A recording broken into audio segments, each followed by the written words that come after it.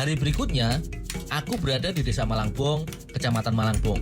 Desa ini jaraknya sekitar 46 km dari ibu kota Kabupaten Garut. Hari ini, aku akan mengolah olahan unik khas Malangbong yang dinamakan ladu ketan. Jenis makanan tradisional daerah ini yang pertama kali muncul di Gunung Ladu beratus tahun silam. Kelapa adalah salah satu bahan yang digunakan. Kelapa yang digunakan adalah kelapa yang telah cukup tua, yang mengandung banyak santan, atau yang telah sedikit airnya. Aku memarutnya dengan parutan mesin supaya mempercepat selesainya pekerjaan.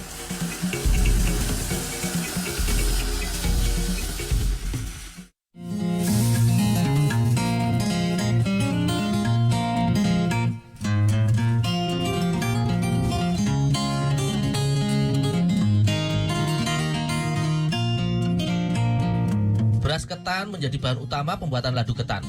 Sehari sebelumnya, beras ini telah direndam, ditiriskan dan juga dikeringkan. Ketan akan disangrai menjadi lebih matang. Waktu yang diperlukan hingga matang sekitar 1,5 jam. Selama menyangrai, ketan harus terus diaduk-aduk supaya tidak hangus. Pada saat yang bersamaan, gula merah juga sedang dicairkan oleh pekerja lainnya. Proses yang bersamaan ini dilakukan karena masing-masing proses memakan waktu yang lama. Sehingga, sambil menunggu proses sangrai, gula sudah dicairkan. Api yang digunakan adalah api yang dinyalakan sedang. Setelah setengah jam, warna sedikit demi sedikit menjadi kecoklatan. Namun pada saat bersamaan, gula telah mencair dan siap disaring.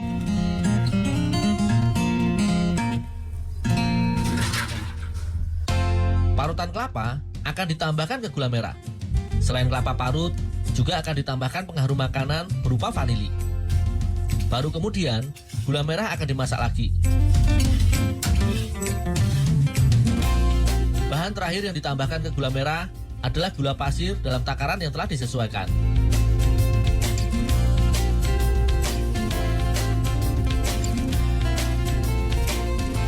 Bumbu ladu ini kembali dimasak sekitar 1 jam hingga bergolak mendidih. Dalam istilah Sunda, adonan ini dinamakan kincak. Setelah kusangrai selama lebih dari 1 jam, beras ketan matang kemudian aku pindahkan ke nyiru.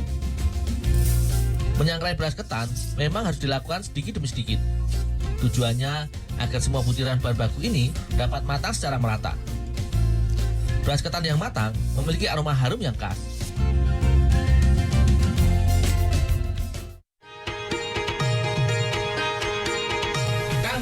Ini ketannya udah ditepung kan?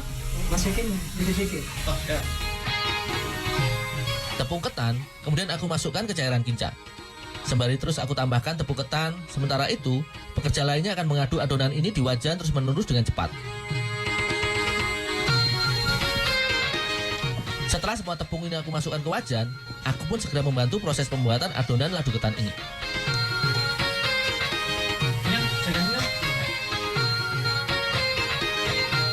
Membuat adonan ladu ketan ternyata cukup berat. Bahan ini harus kami aduk terus-menerus dengan pengaduk kayu. Kondisi atau karakter adonan ladu ketan memang lebih kesat. Ini jauh berbeda dengan misalnya adonan dodol atau jenang yang sangat lembut. Oleh karena itu, kami benar-benar harus bekerja keras saat mengaduknya. Adonan dianggap telah jadi ketika telah berwarna coklat tua dan juga telah lembut teksturnya. Jika sudah cukup kenyal, kami kemudian memindahkan adonan ke atas nyiru berlapis tepung beras. Karena dipindahkan dengan tongkat pengaduk, secara otomatis bentuknya menjadi gumpalan-gumpalan kecil.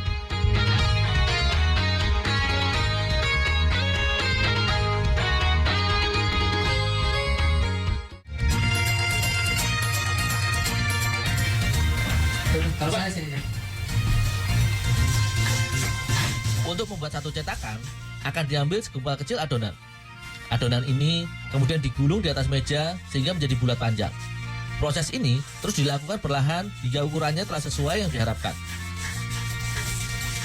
Setelah itu, barulah adonan akan dicetak dengan 2 bilah kayu kecil. Kedua bilah kayu kecil akan ditekan ke adonan dari 2 sisi, di mana pada bagian atas akan dibuat menjadi lebih menyempit. Jadinya, adonan akan berubah menjadi semacam bilah kayu segitiga yang panjang.